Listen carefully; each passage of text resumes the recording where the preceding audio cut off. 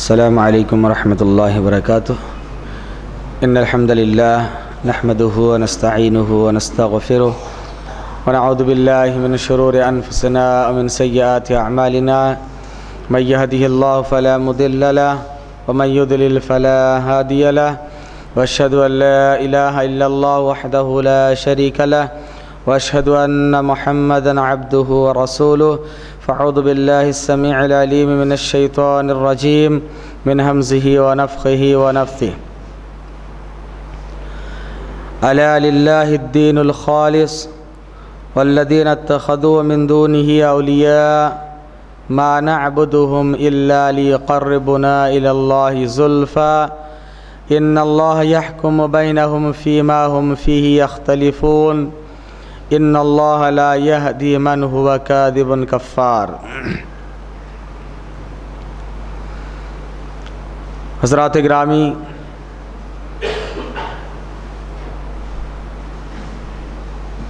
شرک جو کہ ایک بہت بڑا گھناؤنا جرم ہے اور سب سے بڑا ظلم ہے،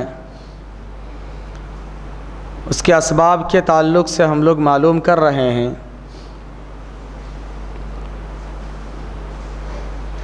ویسے تو شرک کے بہت سارے اسباب ہیں، لیکن بنیادی طور پر چند اہم اسباب میں آپ حضرات کے گوش گزار کرنا چاہتا ہوں۔ تو کل ہم نے ایک سبب معلوم کیا تھا کہ نیک لوگوں کی شان میں غلو کرنا، ان کے مقام و مرتبے کو حد سے زیادہ اونچا کر دینا، یہ شرک کا بنیادی سبب تھا۔ پھر اس کے بعد شرک کا دوسرا بنیادی سبب نیک لوگوں کا، بزرگوں کا، انبیاء اور صالحین کا وسیلہ پکڑنا، وسیلہ لینا، یہ شرک کا دوسرا بنیادی سبب ہے۔ کفار و مشرکین، ہر زمانے کے کافر اور مشرک اللہ تعالیٰ کو مانتے تھے، جس کو میں نے بار بار کہا اور قرآن نے اس کو بیان کیا مختلف صورتوں میں۔ اس کے باوجود اللہ نے ان کو کافر اور مشرک قرار دیا، وجہ یہی کہ جہاں پر وہ لوگ دوسرے شرکیہ امور انجام دیا کرتے تھے، نیک لوگوں کی شان میں غلو کرتے تھے، ساتھ ہی ساتھ میں وہ لوگ وسیلہ بھی اختیار کیا کرتے تھے۔ جیسے کہ اللہ تعالیٰ نے سورۃ الزمر کی آیت نمبر 3 میں اس کی وضاحت کی، کہا کہ الا لوگوں غور سے سنو، للہ الدین الخالص، اللہ کے لیے ہی دین خالص ہے، یعنی توحید کے تمام اقسام کو صرف اللہ کے لیے ثابت کرنا ہے۔ والذین اتخذوا من دونہ اولیاء، اور وہ لوگ جو اللہ کو چھوڑ کے اولیاء بنا لیے ہیں، وہ لوگ جو اللہ کو چھوڑ کے اولیاء بنا لیے ہیں۔ جب ان سے پوچھا جاتا ہے کہ تم نے اللہ کو چھوڑ کے ان اولیاء کی پرستش کیوں کی، اللہ کو چھوڑ کے تم نے ان اولیاء کو کیوں بنا لیا، تو جواب میں یہ لوگ کہتے ہیں ما نعبدہم، ہم ان اولیاء کی عبادت نہیں کرتے ہیں، الا لیقربونا الی اللہ زلفی، مگر اس مقصد کے تحت ہم ان کو اس لیے پکارتے ہیں اور ان کو ہم اس لیے مانتے ہیں، ان سے دعائیں اور فریاد اس لیے کرتے ہیں کہ یہ ہم کو اللہ کے پاس قریب کر دیں گے، ہم کو اللہ کے پاس قریب کر دیں گے۔ الا لیقربونا الی اللہ زلفی، اللہ کے پاس ان کے وسیلے سے ہم پہنچتے ہیں، ان کے ذریعے سے ہم جاتے ہیں، یہ مقصد ہے۔ تو کفار مشرکین کے شرک میں سے بنیادی سبب، شرک کا بنیادی سبب یہی رہا کہ وہ لوگ نیک لوگوں کو، بزرگوں کو اللہ کے یہاں پر وسیلہ بنا کر پیش کرتے تھے۔ ان سے جب پوچھا گیا، انہوں نے کہا ہم ان کی عبادت نہیں کرتے ہیں، یہ ہمارے رب نہیں ہیں، ہم کو اچھی طرح سے معلوم ہے، بس ہم نے تو ان کی مورتیاں، ان کے اسٹیچو اس لیے بنا لیے، ان کے بت اس لیے بنا لیے تاکہ ان کے بت کی ہم پوجا پاٹ کریں اور ان کو وسیلہ بنا کر اللہ کے سامنے پیش کریں تو ان کی روحیں خوش ہو جائیں گی۔ उसके बाद अल्लाह ने कहा इन्न अल्लाह यहकुमु बैनहुम फीमा हुम फीहि यख्तलिफून, ये जिस इख्तिलाफ में पड़े हुए अल्लाह ताला क़यामत के मैदान में उनका पूरी तरह से फ़ैसला कर देगा। और यकीनन अल्लाह ताला वो लोग जो झूठे हैं और वो लोग जो काफिर हैं उनको हिदायत नहीं देता है, कुफ़ार मुशरिकीन को अल्लाह ताला हिदायत नहीं देता है। हज़रात गिरामी, शिर्क के अहम तरीन असबाब में से एक सबब हमने ये मालूम किया कि वसीला इख्तियार करना, और इसी बुनियाद पर अल्लाह ताला ने कुफ़ार और मुशरिकीन को काफिर करार दिया अल्लाह को मानने के बावजूद, क्योंकि ये लोग किस तरह से शिर्क करते थे। दूसरी जगह इसकी वजाहत हुई है, चुनांचे सही मुस्लिम की रिवायत है, हदीस नंबर 2872, रसूलुल्लाह सल्लल्लाहु अलैहि वसल्लम ने अपने ज़माने के कुफ़ार और मुशरिकीन के शिर्क के तरीक़े में से एक तरीक़ा इस तरह से बयान किया कि ये लोग हज करने के लिए जाते थे, अल्लाह के लिए हज करते थे, अल्लाह के लिए तलबिया कहते थे, अल्लाह के लिए ही। क्या कहते थे वो लोग?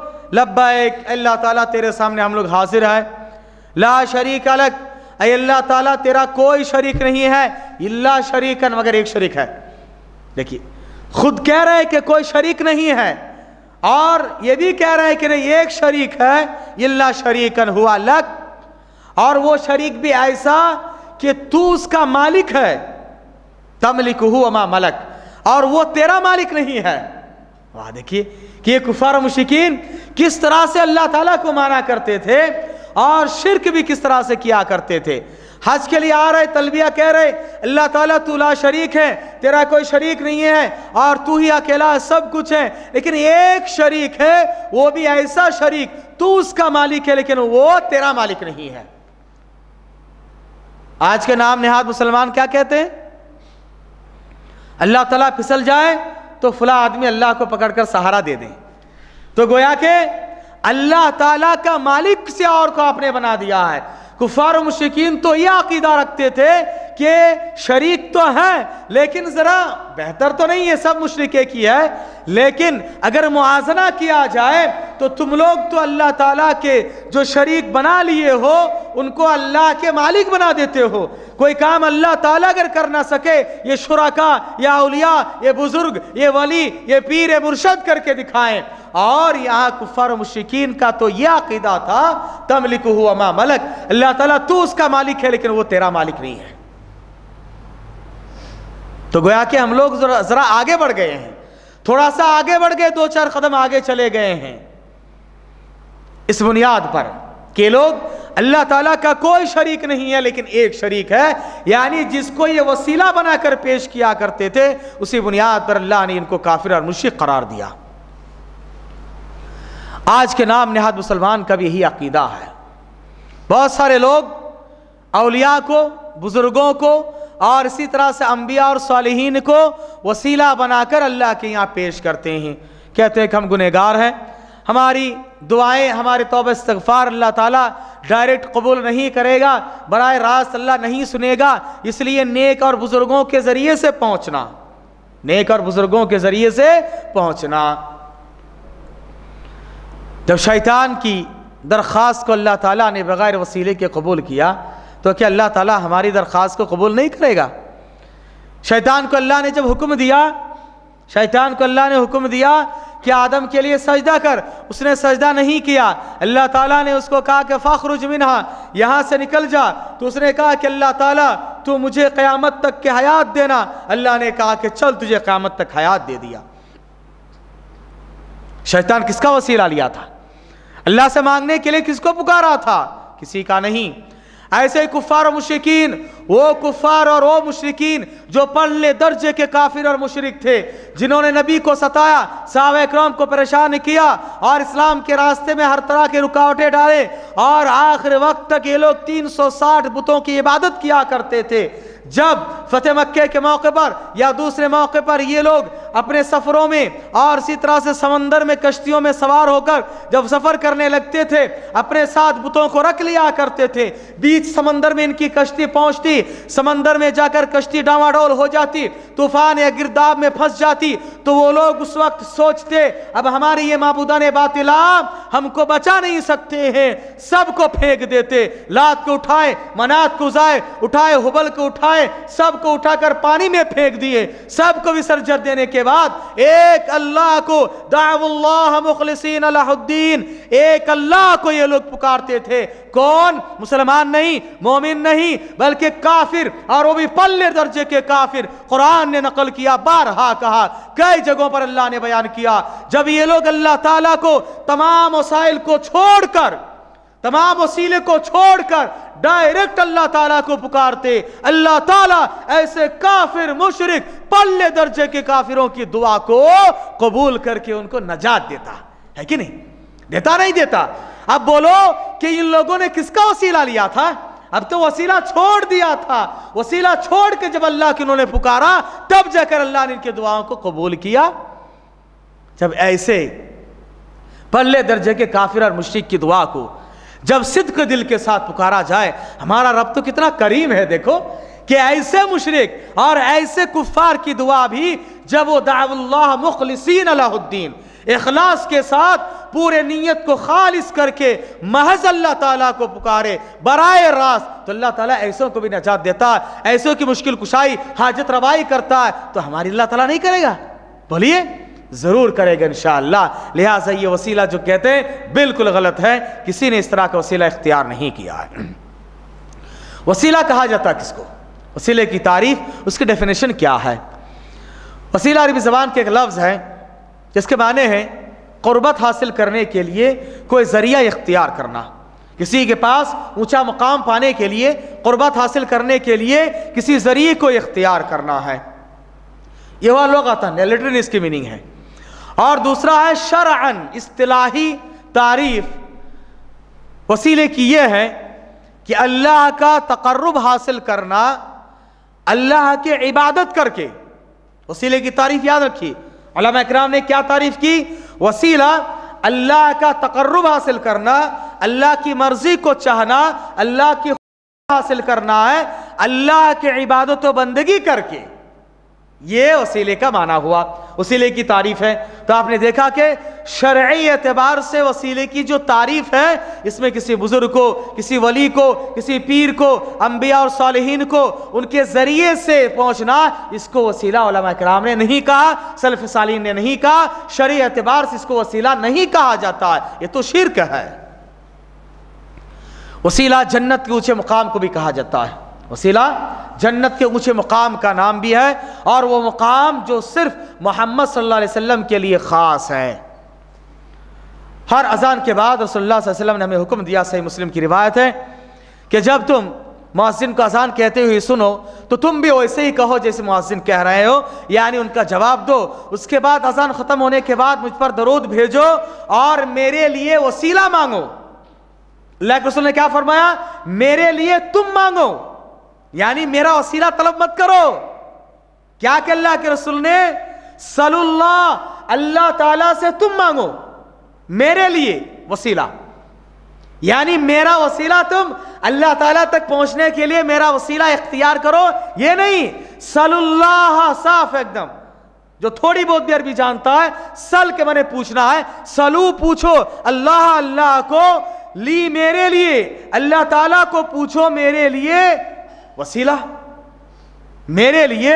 یا یہ وسیلہ جو اللہ کے پاس ہے اللہ, یا اللہ کے پاس جو اونچا مقام ہے اس مقام کو مجھ سے میرے لیے حاصل کرو, میرے لیے مانگو. اللہ کے رسول نے ہم کو حکم دیا کہ میرے حق میں تم لوگ دعا کرو, کیونکہ مجھے امید ہے کہ اونچا مقام اللہ تعالیٰ بندوں کے لیے خاص کیا, اور بندوں میں سے میں ہی ہوں گا انشاءاللہ. لہٰذا تم میرے لیے وسیلہ طلب کرو. وسیلہ جنت کے اونچے مقام کو بھی کہا جاتا ہے. آئیے وسیلے کے اقسام کیا کیا ہیں. وسیلے کی دو قسمیں ہیں, ایک ہے شریعت کے اعتبار سے صحیح وسیلہ جس کو مشروع وسیلہ کہا جاتا ہے, اور ایک ہے غیر شرعی غیر مشروع وسیلہ جو کہ شرک کا طریقہ بنیادی سبب میں سے اسباب میں سے ایک سبب ہے۔ وسیلہ نہایت ہی نازک معاملہ ہے، یہ بھی ایک عبادت کا طریقہ ہے لیکن نہایت نازک ہے۔ شریعت نے جہاں جس طرح سے اجازت دی ہم کو ویسے ہی عمل کرنا چاہیے، ویسے ہی پکارنا چاہیے، ویسے ہی وسیلہ اختیار کرنا چاہیے۔ اگر تھوڑا سا آدمی اونچ نیچ کر دے تو اس میں عبادت سے لے کر شرک تک آدمی پہنچ جا سکتا ہے۔ وسیلہ کے تعلق سے اگر ہم قرآن کا مطالعہ کریں، قرآن میں 2 جگہ پر وسیلے کا لفظ آیا ہوا ہے، قرآن میں 2 جگہ پر وسیلے کا لفظ آیا ہوا ہے، اور ان 2 آیتوں کو لے کر لوگ بہت زیادہ الٹے سیدھے استدلال کر کے اپنے مذہب اور اپنے مسلک اور اپنی منمانی تشریح کر کے اپنے جو منہج ہے اس کی تائید کرنے کی کوشش کرتے ہیں۔ پہلی آیت لفظ وسیلہ سورۃ المائدہ کی آیت نمبر 35 میں استعمال ہوا ہے، سورۃ المائدہ آیت نمبر 35 میں استعمال ہوا ہے۔ اللہ نے کہا یا ایھا الذین آمنوا ابتغوا الیہ الوسیلہ، اے وہ لوگوں جو ایمان لائے ہو اللہ تعالیٰ تک، اللہ تعالیٰ کے پاس تم لوگ وسیلہ طلب کرو، اللہ تعالیٰ کے پاس تم لوگ وسیلہ طلب کرو۔ یہ صاف ترجمہ ہے کہ ابتغوا طلب کرو الیہ اللہ تعالیٰ کے پاس الوسیلۃ وسیلہ، وجاہدوا اور انتھک محنت کرو، کوشش کرو، فی سبیل اللہ کے راستے میں، لعلکم تفلحون یقیناً تم لوگ کامیاب ہو جاؤ گے۔ حضرات گرامی، قرآن و حدیث کو سمجھنے کے لیے ایک طریقہ ہوتا ہے، ایک منہج ہوتا ہے۔ یہ طریقہ کیا ہے؟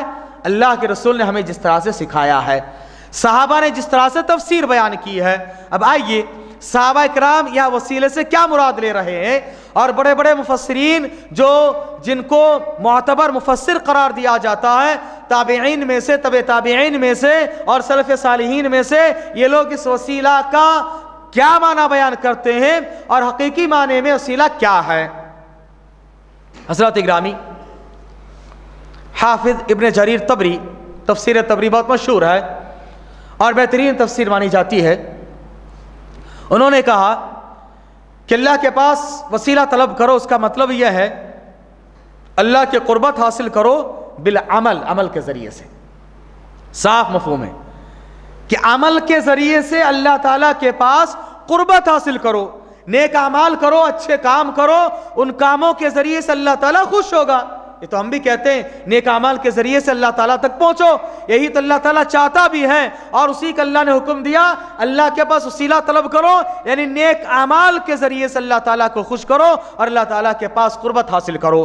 حافظ ابن کثیر رحمۃ اللہ علیہ نے بھی ابن عباس رضی اللہ تعالی عنہما، ابن عباس کون ہے؟ صحابی ہیں، صحابی سے وسیلے کی تفسیر کیا بیان کر رہے ہیں؟ دیکھیے اسی معنی کی کہ وسیلہ اس آیت میں جو استعمال ہوا ہے وہ قربت کے معنی میں ہے، تقرب کے معنی میں، نیک اعمال کے ذریعے سے، اور اسی طرح کی تفسیر مجاہد جو کہ تابعی ہے ان سے بھی منقول ہے، اور اسی طرح سے قتادہ بیان کرتے ہیں کہ قتادہ بھی ایک تابعی ہے اور یہ لوگ بہترین سلف صالحین میں شمار ہوتے ہیں۔ ان کی تفسیر یہ ہے کہ یہ جتنے علماء اکرام نے اور سلف صالحین نے تفسیر بیان کی وسیلے کی، وابتغوا الیہ الوسیلہ، یعنی اللہ تعالیٰ تک پہنچنے کے لیے، اللہ کے پاس اونچا مقام حاصل کرنے کے لیے، اللہ کی قربت حاصل کرنے کے لیے، اللہ کی رضا جوئی کے لیے، اللہ کی رضامندی حاصل کرنے کے لیے، اللہ کو خوش کرنے کے لیے نیک اعمال کرو، نیک اعمال کے ذریعے سے اللہ تعالیٰ تک پہنچو۔ اور آگے کے جو جملے ہیں وہ جاہدوا فی سبیلی، اللہ کے راستے میں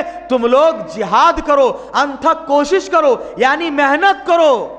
وسیلہ کہہ کر فوراً اللہ نے کہا کہ محنت کرو، یعنی عمل کرو تو لازمی معنی میں تم لوگ کامیاب ہو جاؤ گے، لعلکم تفلحون۔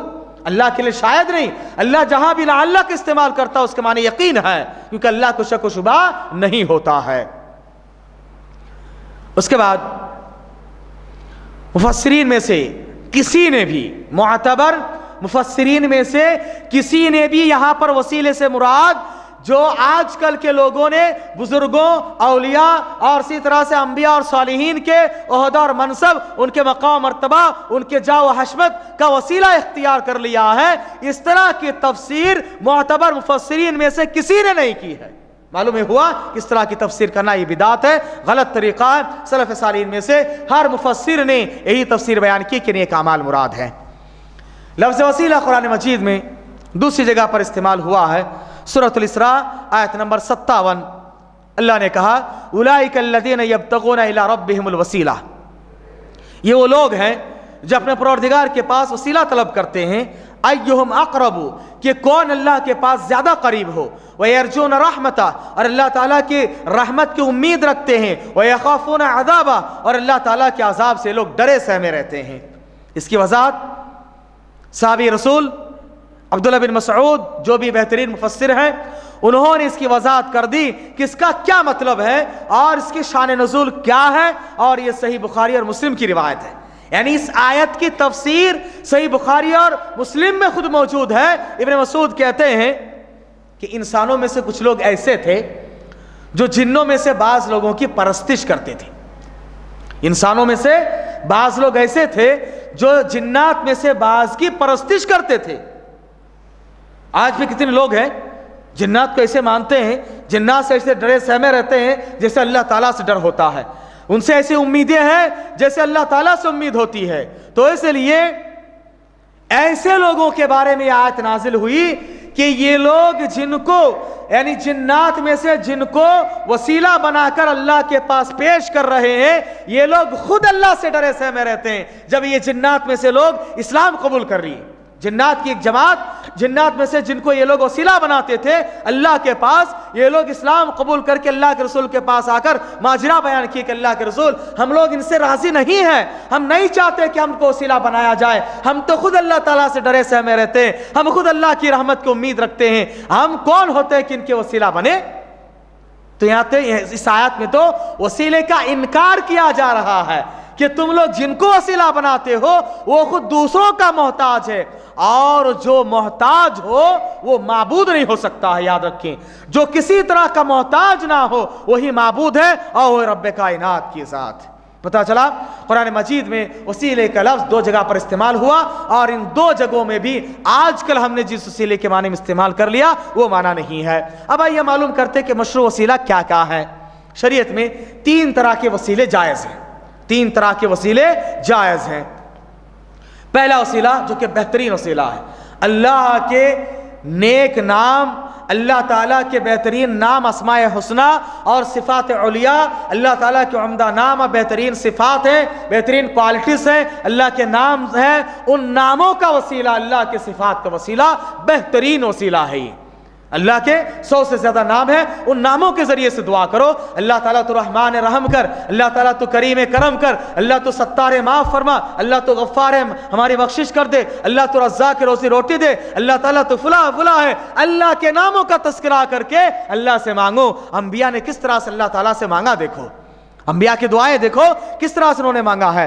सूरत अल-आराफ आयत नंबर 180 में अल्लाह ताला ने फरमाया वलिल्लाहिल अस्माउल हुस्ना फदऊहु बिहा, अल्लाह ताला के बेहतरीन नाम है, उन नामों के जरिए से अल्लाह ताला को पुकारो करो। चुनांचे अंबिया इकराम की पूरी जिंदगी और उनकी हालत को देखो। ये यूनुस अलैहिस्सलाम जिनको क्या तकलीफ और परेशानी लायक हुई थी, बोलिए, अल्लाह की थोड़ी सी नाफरमानी की वजह से मछली के पेट में जाना पड़ा। कितनी बड़ी तकलीफ और कितना बड़ा मुश्किल, जरा तसव्वुर कीजिए। मुश्किल कुशाई के लिए यूनुस अलैहिस्सलाम ने किसको पुकारा, किसका वसीला लिया? मछली के पेट में किसी का भी नहीं, अल्लाह को उन्होंने पुकारा। ला इलाहा इल्ला अंता सुब्हानक इन्नी कुन्तु मिनज़ ज़ालिमीन, ऐ अल्लाह ताला तेरे अलावा कोई माबूद बरहक नहीं है, सुब्हानक तू पाक है, पाक अल्लाह ताला मुझे पाक करिए। अल्लाह के वसीला लिया, अल्लाह के नाम का वसीला इन्होंने लिया, किसी और को नहीं पुकारा। इसी तरह से ज़करिया अलैहिस्सलाम को ले लीजिए, सूरह अल-अंबिया में अल्लाह ताला ने कई एक नबियों की दुआ का तज़किरा किया है। सूरह अल-अंबिया की आयत नंबर 82 के बाद से लेकर कई एक आयतों में अल्लाह ताला ने बयान किया है कि ज़करिया अलैहिस्सलाम को अल्लाह ताला ने औलाद नहीं दी। औलाद मांगने के लिए लोग पता नहीं क्या क्या वसीला इख्तियार करते हैं, क्या क्या मन्नतें समाजतें करते हैं, क्या क्या शिरकिया उमूर अंजाम देते हैं। ज़करिया अलैहिस्सलाम को देखो, बुढ़ापे तक औलाद नहीं है, अल्लाह ताला से क्या दुआ कर रहे हैं। कहा कि वइदनाद रब्बहु रब्बी, जब उन्होंने पुकारा अपने रब को, आए मेरे परवरदिगार ला तदरनी फरदा, अल्लाह ताला तू मुझे तने तनहा मत छोड़, बेवारिस मुझे मत छोड़, अल्लाह ताला तू मुझे वारिसदार बना दे, अंत खैरुल वारिसीन। अल्लाह के नाम वारिस से उन्होंने دعا مانگا کہ اللہ تعالیٰ تو بہترین وارث ہے اور بہترین وارث بنانے والا ہے، لہٰذا اللہ تعالیٰ تو مجھے وارث بنا دے، اولاد دے۔ ایوب علیہ السلام کو دیکھو، جن کو بہت پریشانی تکلیف لاحق ہوئی تھی، اور انہوں نے تکلیف اور پریشانی کی نسبت اللہ تعالیٰ کی طرف نہیں کی بلکہ اپنی طرف کی، کہا انی مسنی الضر وانت ارحم الراحمین۔ اللہ تعالیٰ کیا بہترین دعا جانتے ہیں، اس کی تفسیر اگر پڑھیں، چونکہ وقت کی قلت کی وجہ سے میں زیادہ تفسیر میں جا نہیں پا رہا ہوں، انہوں نے دعا کس طرح کے الفاظ دیکھو انبیاء کے، کہا کہ اللہ تعالیٰ انی مسنی الضر، تکلیف پہنچی ہے میرے اپنے ہاتھوں کی کمائی ہے، وانت ارحم الراحمین۔ یونس علیہ السلام نے کہیں یہ نہیں کہا، ایوب علیہ السلام نے کہیں یہ نہیں کہا اللہ تعالیٰ تو مجھے شفا دے، نہیں کہا، کیا کہا؟ انت ارحم الراحمین، اللہ تعالیٰ تو رحم کرنے والا ہے، اگر میں رحم و کرم کا لائق ہوں، مستحق ہوں، تو اللہ تعالیٰ تو کر، اور اگر اللہ تعالیٰ تو میری تقدیر میں ہی لکھا میں اسی کے قابل ہوں کہ یہ بیماری مجھ پر رہے، 1 سال نہیں، 2 سال نہیں، 10 سال رہے، انت ارحم الراحمین، انت ارحم الراحمین۔ آج ہم کو تھوڑی سی تکلیف پہنچتی ہے، چلے گئے غیروں کے دربار میں، دوسروں کے پاس اولاد مانگنے کے لیے، پریشانی کے لیے، حاجت روائی کے لیے، مشکل کشائی کے لیے، تھوڑی سی تکلیف ہوئی، تھوڑی سی بیماری آئی، شرک کرنے کے لیے تیار، کفریہ کام کرنے کے لیے تیار، اللہ کی پناہ مسلمان غیروں کے پاس بھی جانے کے لیے تیار، مندروں کے چکر کاٹتے ہیں، پتہ نہیں کیا کیا کرتے ہیں۔ اور یہ انسان جن کو اللہ نے اشرف المخلوقات کا لقب دیا ہے، پوری کائنات کے ذرے ذرے کو انسان کے فائدے کے لیے پیدا کیا ہے، لیکن انسان ہے کہ دنیا کے ذرات کے سامنے جھکتا ہے۔ اللہ کی پناہ اللہ حفاظت فرمائے کہ یونس علیہ السلام کو دیکھو، ایوب علیہ السلام کو دیکھو، ان لوگوں نے کس طرح سے دعائیں کی، اس کے بعد ابراہیم علیہ السلام، اسماعیل علیہ السلام، ان لوگوں کو دیکھو انہوں نے کس طرح سے دعائیں کی، ربنا تقبل منا انک انت السمیع انت العلیم۔ اللہ تعالیٰ تو سننے والا، ہماری دعا سن، اللہ تعالیٰ تو جانتا، ہماری حالت کو جانتا ہے، اللہ تعالیٰ تو ہم پر کیا کر، وتب علینا انک انت التواب الرحیم۔ یہ سب کیا ہے؟ اس کے بعد انک انت العزیز الحکیم، یہ تواب رحیم، یہ عزیز حکیم، یہ سمیع، یہ علیم، اللہ کے نام ہے۔ انبیاء اکرام نے اللہ کے ناموں کا وسیلہ لیا۔ اور بھی اگر آپ دعاؤں کو دیکھیں، نبی کریم صلی اللہ علیہ وسلم نے جو دعائیں سکھائی ہے، آپ کو بے شمار دعائیں مل جائیں گی جن میں اللہ کے نام کے وسیلہ لینے کا حکم دیا گیا ہے، اور اللہ کے ناموں کے ذریعے سے مانگنے کو کہا گیا، یہ بہترین وسیلہ ہے، یہ ایک مشروع وسیلہ جو جائز ہے۔ دوسرا ہے وسیلے کا صحیح طریقہ، نیک عمل کا، ایمان اور عمل صالح کا وسیلہ، ایمان اور عمل صالح کا وسیلہ، کہ آدمی کا ایمان خالص ہو اور نیک اعمال کرے، ان کے ذریعے سے اللہ تعالیٰ تک پہنچے اور کہے اللہ تعالیٰ ہم نے ایمان لایا، اللہ تعالیٰ ہماری ایمان کے بدولت یہ دے دے، اللہ تعالیٰ ہم نے یہ عمل کیا، نیک عمل کیا، اللہ تعالیٰ ہماری یہ ٹوٹے پھوٹے نیک اعمال کے بدلے میں اللہ تعالیٰ تم کو معاف فرما دے۔ اس طرح کی دعائیں آپ کر سکتے ہیں، جیسے کہ ایمان کے تعلق سے سورہ آل عمران آیت نمبر 15 اللہ نے کہا ربنا، جو لوگ مومن ہوتے اس طرح دعا کرتے ہیں ہمارے پروردگار، اننا، یقیناً ہم نے، آمنا، ایمان لایا، فاغفر لنا، اللہ تعالیٰ تو ہم کو معاف کر دے، ذنوبنا، ہمارے گناہوں کو بخش دے، وقنا عذاب النار، اور جہنم کے عذاب سے بچا لے۔ کیوں؟ آمنا، ہم نے ایمان لائے، ایمان کا وسیلہ۔ اور نیک عمل کے وسیلے کے تعلق سے بخاری کی روایت ہے، لمبی چوڑی روایت ہے کہ 3 لوگ بنی اسرائیل کے جو نکل چکے تھے، سفر پہ جا رہے تھے، اور تیز تند بارش اور ہوائیں، طوفان شروع ہو گیا، اس کے بعد یہ لوگ ایک غار میں جا کر پناہ لیے، غار میں جا کر پناہ لیے، ایک چٹان آ کر غار کے منہ کو بند کر دیا، اور ان لوگوں نے سوچا اب کوئی ہم کو بچانے والا نہیں۔ اب دیکھو ان لوگوں نے کس کا وسیلہ لیا تھا اس وقت، کسی پیر ولی بزرگوں کا نہیں، انبیاء صالحین کا نہیں، بلکہ اپنے اپنے نیک اعمال کو یاد کیے، کہا کہ دیکھو اپنے اپنے نیک اعمال کو یاد کر کے اللہ کو حوالہ دو، اللہ کے پاس وسیلہ اختیار کرو، اللہ تعالیٰ پناہ دے گا۔ ہر آدمی نے اپنے اپنے نیک عمل کا وسیلہ دیا، حوالہ دی، اللہ تعالیٰ نے ان کو نجات دے دی۔ ایسے ہی وہ فاحشہ عورت جس نے کتے کو پانی پلایا، اس نیک عمل کے ذریعے سے اللہ تعالیٰ اتنا خوش ہوئے کہ اس کو جنتی بنا دیا، یہ بھی بخاری کی روایت ہے۔ میں اشارہ کرتے ہوئے آگے بڑھ رہا ہوں۔ تیسرا وسیلے کا تیسرا مشروع اور صحیح طریقہ یہ ہے، اور اسی میں لوگ گمراہ ہوئے، اسی میں لوگ گمراہ ہوئے کہ نیک انسان جو زندہ ہو، حاضر ہو، زندہ ہو اور حاضر ہو، یاد رکھیں، زندہ ہو، پریزنٹ ہو، موجود ہو، نیک آدمی ہے، ان کا وسیلہ نہیں، ان کے دعا کا وسیلہ۔ اور دعا بھی ایک نیک عمل ہے یا نہیں؟ بولیے، دعا ایک نیک عمل ہے، یعنی ایک نیک آدمی ہے، متقی اور پرہیزگار ہے، ایسے آدمی سے جا کر آپ دعا کی درخواست کریں کہ ہمارے حق میں ذرا دعا کر دیجئے جب تک وہ زندہ ہو. اور اس کو یاد رکھے کس طرح سے یہ ہے, صحیح بخاری کی روایت ہے, رسول اللہ صلی اللہ علیہ وسلم جب تک زندہ تھے لوگوں کو پریشانی لاحق ہوتی تھی, اللہ کے رسول کے پاس آ کر درخواست کرتے, اللہ کے رسول دعا کر دیجیے, اللہ سے دعا کرتے. چنانچہ ایک مرتبہ صلی اللہ علیہ وسلم خطبہ دے رہے تھے, ایک آدمی آیا, آنے کے بعد کہا کہ اللہ کے رسول بارش نہیں ہے, بہت پریشانیاں ہیں, آپ اللہ کے پاس دعا کر دیجیے. اللہ کے رسول ہاتھ اٹھائے, دعا کیے, سب لوگوں نے دعا کی, اللہ تعالیٰ نے بارش دی. تو جب تک اللہ کے رسول زندہ تھے صحابہ اکرام اللہ کے رسول سے آ کر مانگا کرتے تھے. اس طرح کے کئی ایک دعائیں موجود ہیں, ایک واقعات موجود ہیں. اس کے بعد جب اللہ کے رسول کی وفات ہو گئی تو کیا کیے یہ لوگ, بخاری کی صحیح روایت ہے, عمر رضی اللہ تعالیٰ عنہ کے زمانے میں, اسی طرح سے معاویہ رضی اللہ تعالیٰ عنہ کے زمانے میں, جو کہ ابو داؤد کی روایت ہے, ان کے زمانے میں قحط سالی ہوئی, قحط پڑا, بارش کی ضرورت تھی. تو یہ لوگ جو زندہ تھے, یعنی عباس رضی اللہ تعالیٰ عنہ آپ صلی اللہ علیہ وسلم کے چچا, وہ زندہ تھے, تو ان کے پاس گئے اور کہا کہ اللہ تعالیٰ جب تک تیرے نبی زندہ تھے ہم تیرے نبی کے پاس آ کر دعا کی درخواست کیا کرتے تھے, آج تیرے نبی زندہ نہیں ہے, لہٰذا تیرے نبی کے چچا زندہ ہے, ان کے دعا کا وسیلہ ہم بنا رہے ہیں, اللہ تعالیٰ تو ہم کو بارش دے, بارش برسا. اگر یاد رکھو مردوں کا وسیلہ لینا جائز ہوتا, بزرگوں اولیاء کا وسیلہ لینا جائز ہوتا, صحابہ کے عقیدہ نہیں تھا. صحابہ نبی کریم صلی اللہ علیہ وسلم کی قبر وہاں پر موجود تھی, وہاں جا کر اللہ کے رسول سے مانگتے, ان کے چچا کے پاس نہ جاتے. یہ صحابہ کا عقیدہ ہے, یہ صحابہ کا منہج ہے کہ مرنے کے بعد, وفات پانے کے بعد مردوں کو پکارنا, ان کا وسیلہ لینا, یہ شرکیہ کام ہے, نہیں ہونا چاہیے. حضرات گرامی, شرک کے بنیادی اسباب میں سے چند کو میں 2-4 منٹ میں بیان کر کے اس چیپٹر کو ختم کر دیتے ہیں. شرک کا اہم ترین اسباب میں سے اور ایک سبب ہے شفاعت, سفارش, کہ فلاں آدمی کو سفارشی بنا کر پیش کرنا, یہ اللہ کے پاس ہماری سفارش کر دیں گے. اور کفار و مشرکین کے شرک کے اسباب میں سے ایک بنیادی سبب تھا, سورہ یونس آیت نمبر 18 میں اللہ نے کہا وَيَعْبُدُونَ مِن دُونِ اللَّهِ, یہ لوگ اللہ کو چھوڑ کے ایسوں کی عبادت کرتے ہیں, مَا لَا يَضُرُّهُمْ وَلَا يَنْفَعُهُمْ, لا ان کو فائدہ پہنچا سکتے ہیں اور نہ ہی نقصان دے سکتے ہیں.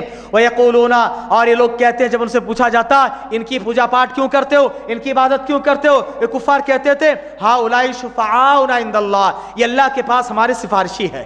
آج کے مسلمان بھی کہتا ہے کہ فلاں آدمی اللہ کے پاس ہماری سفارش کر دیں گے, ہمارے جو ہے مشکل کشائی کر دیں گے, حاجت روائی کر دیں گے. اللہ نے کہا کہ اللہ کو معلوم نہیں, تم لوگ معلوم کرا رہے ہو کیا؟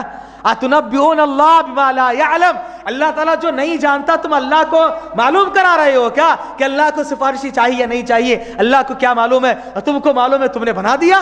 ایسی بات نہیں ہے, بلکہ اللہ نے آسمان اور زمین کی ہر چیز کو جانتا ہے اور اللہ تعالیٰ ہر طرح کے شرک سے بری ہے. تو شرک کے اسباب میں سے معلوم ہوا ایک کافر اور مشرک جو اللہ کو مانتے تھے ان کو کافر مشرک کیوں کہا گیا؟ نیک لوگوں میں غلو کرنا, وسیلہ بنانا اور سفارشی بنا کر پیش کرنا. سفارش کے شرائط 3 ہے, یاد رکھیں.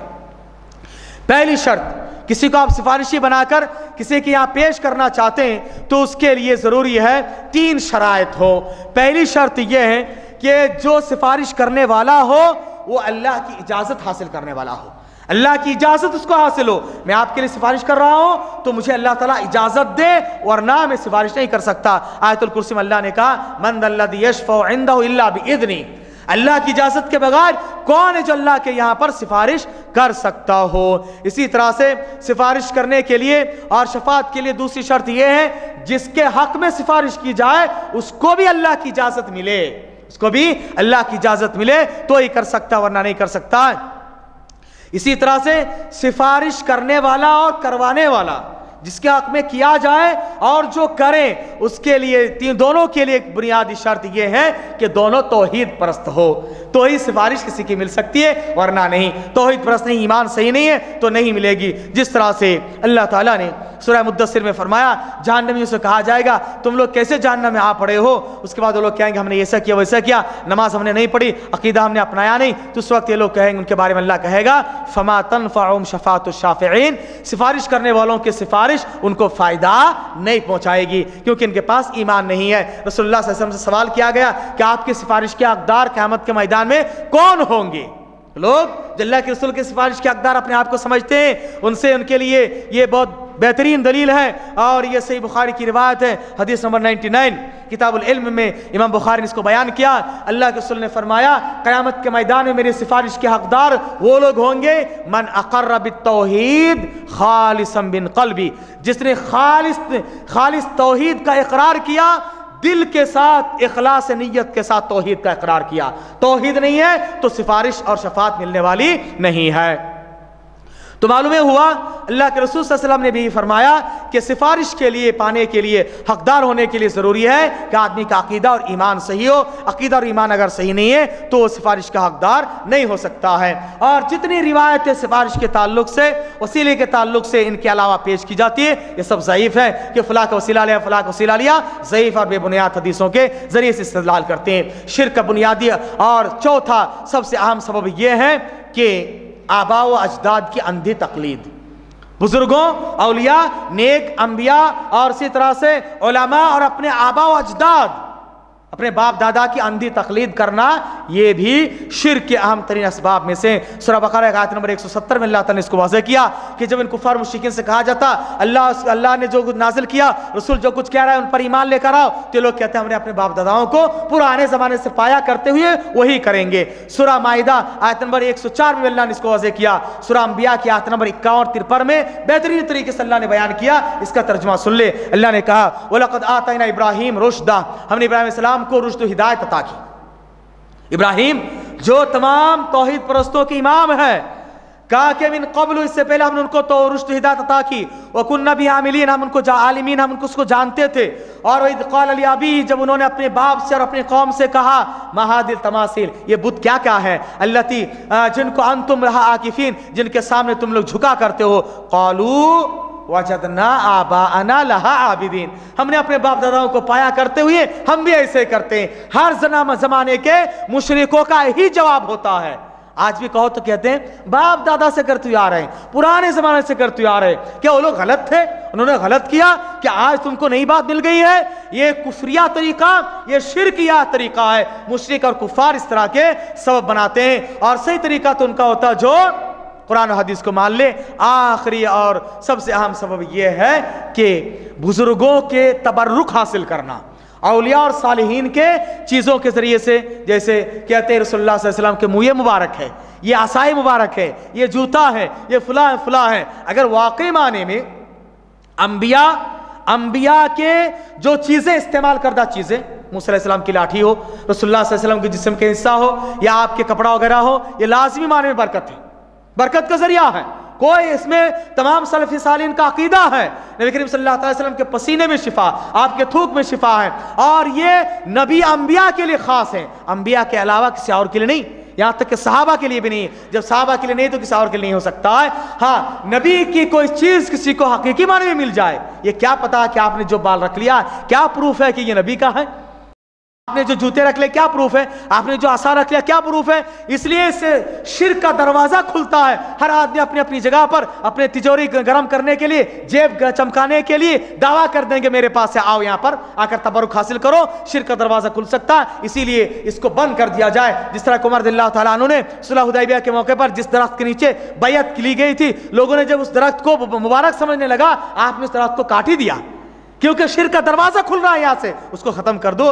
اس لیے آثار صالحین سے تبرک حاصل کرنا یہ بھی شرک کے اسباب میں سے نہایت ہی اہم سبب ہے۔ اور اسی طرح سے اور ایک سبب قبر پرستی، قبروں کے ساتھ جا کر، بزرگوں کے قبروں کے پاس جا کر ان سے تبرک حاصل کرنا، وہاں پکارنا، دعائیں کرنا، نظر و نیاز کرنا، طواف کرنا، دعائیں مانگنا، یہ شرک کے اسباب میں سے بہت ہی بنیاد اور اہم اسباب ہے۔ اسی لیے اللہ کے رسول نے کہا کہ اللہ تعالیٰ تو میری قبر کو وثن نہ بنا جس کی عبادت کی جائے۔ اور اگر آپ پورے غور کے غائرانہ مطالعہ کریں کہ یہ جتنی باتیں تھیں، جتنے اسباب ہیں شرک کے، ان سب کا تعلق غلو سے ہے۔ طاغوت اسی کو کہا گیا۔ ہر نبی نے آ کر جو پیغام دیا طاغوت سے بچو، نبی کا پہلا پیغام یہی ہوتا تھا کہ طاغوت سے بچو، کیونکہ یہی سب طاغوت ہیں۔ غلو ہو، وسیلہ ہو، سفارش ہو، اولیاء اور بزرگوں کے تبرکات ہو، قبر پرستی ہو، اور اسی طرح سے آباء و اجداد کی تقلید ہو، سب کے بنیادی سبب طاغوت، غلو، حد سے زیادہ آگے بڑھانا۔ اللہ تعالیٰ سے دعا ہے کہ اللہ تبارک تعالیٰ تمام کو طاغوت سے بچائیں اور توحید پر عمل کرنے کی توفیق دے۔ جو لوگ بے سمجھ ہیں، بھٹکے ہوئے، اللہ تعالیٰ ان کو بھی ہدایت دے کہ کما حق کا وہ بھی سمجھ جائیں اور صحیح معنی میں مسلمان موحد اور توحید پرست بن جائے۔ آمین۔ وآخر دعوانا الحمدللہ رب العالمین۔ السلام علیکم و رحمۃ اللہ وبرکاتہ۔